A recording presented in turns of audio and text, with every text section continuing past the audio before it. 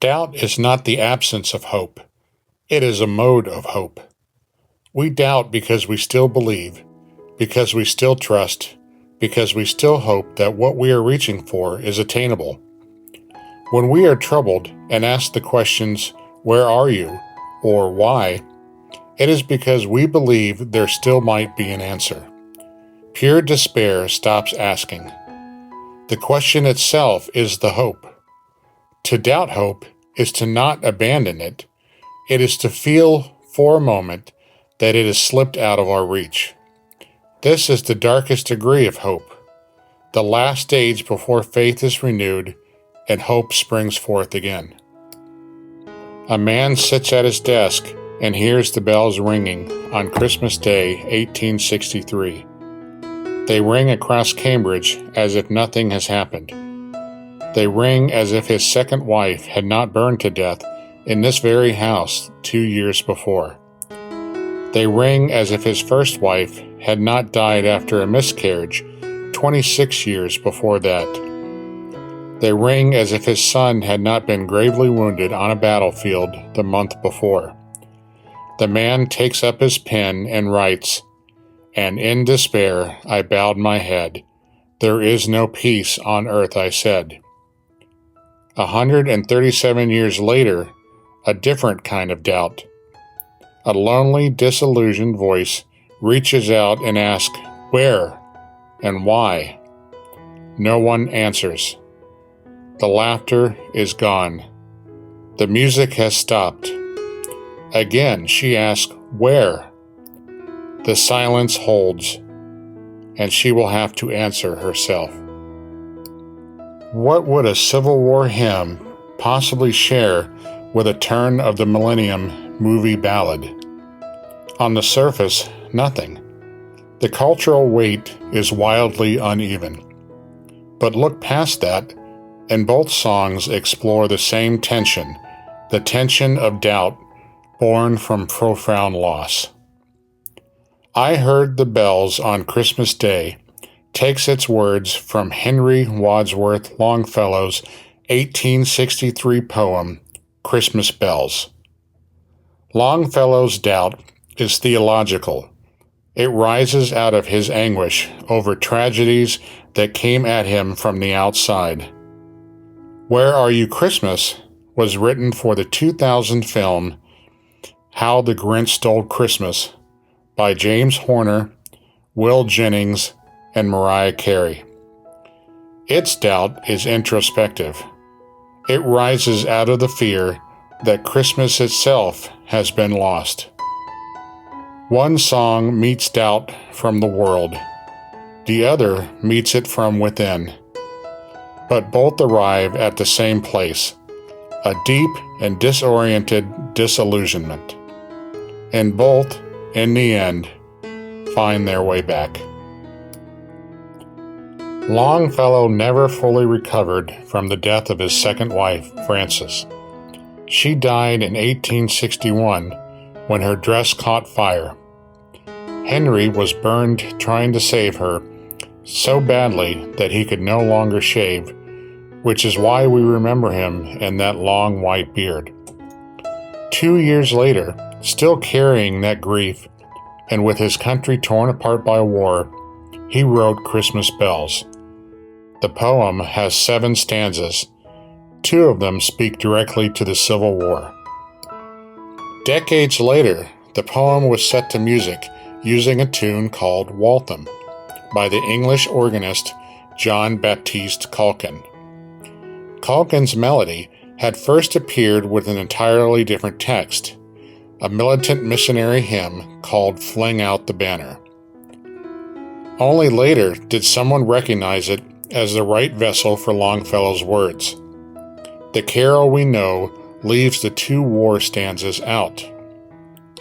In 1956, the songwriter Johnny Marks, the man behind Rudolph the Red-Nosed Reindeer, wrote an entirely new melody for the poem, and that version was recorded by Bing Crosby and later by the Carpenters. In 2008, the band Casting Crowns gave it yet another life, set against a solemn piano in a minor key. Where Are You Christmas was written as the emotional centerpiece of the soundtrack for the 2000 film of How the Grinch Stole Christmas. It speaks to anyone who has felt out of step with the holidays, dislocated from a joy that seems to come so easily to everyone else. The original plan was for Mariah Carey, who co-wrote the song, to record and release it, and she reportedly cut a demo.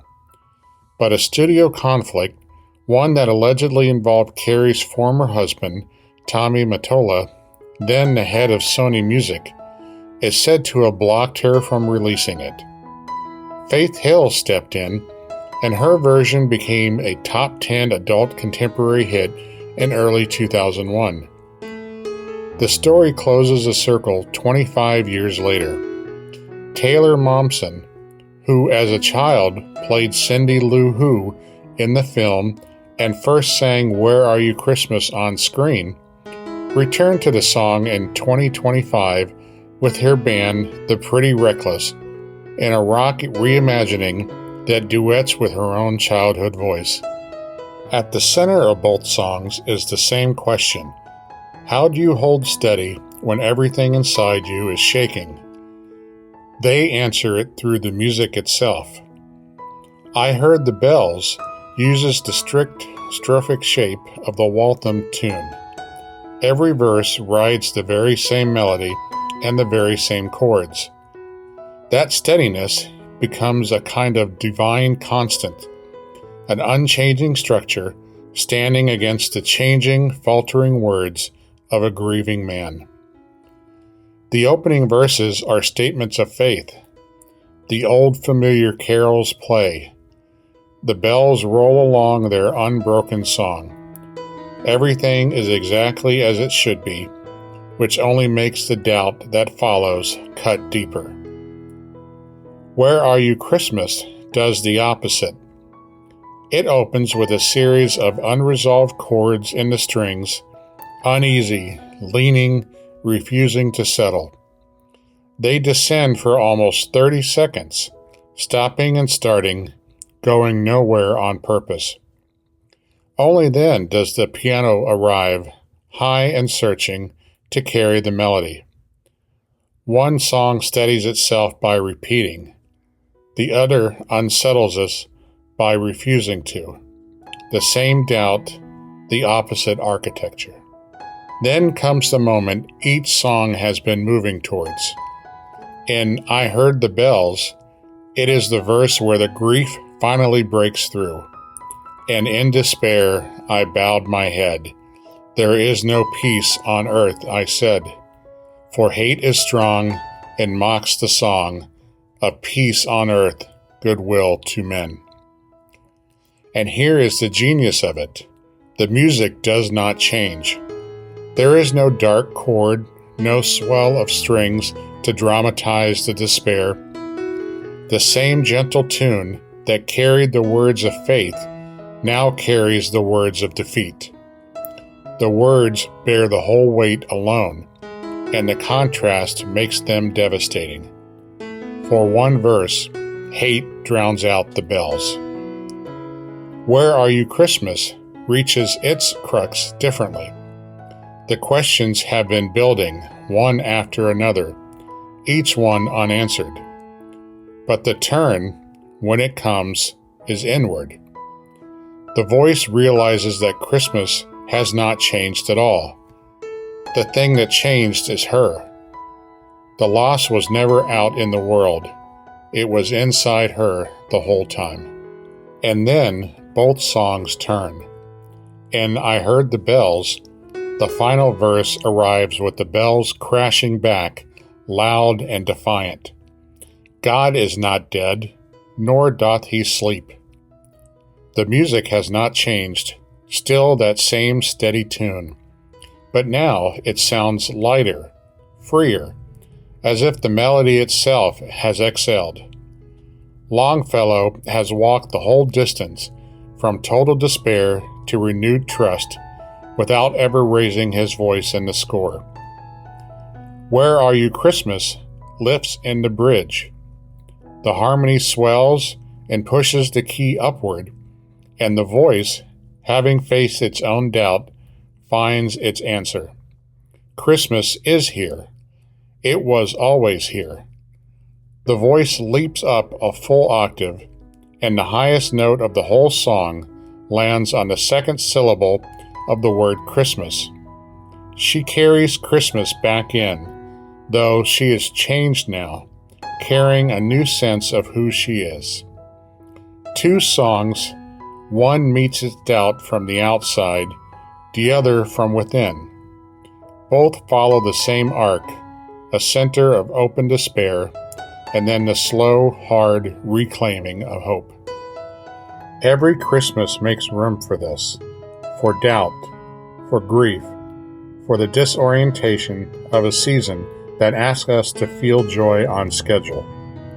But it makes room for the other thing too, for hope reaffirmed in the middle of the darkest winter. The voice finds her answer, and the bells, in the end, keep ringing.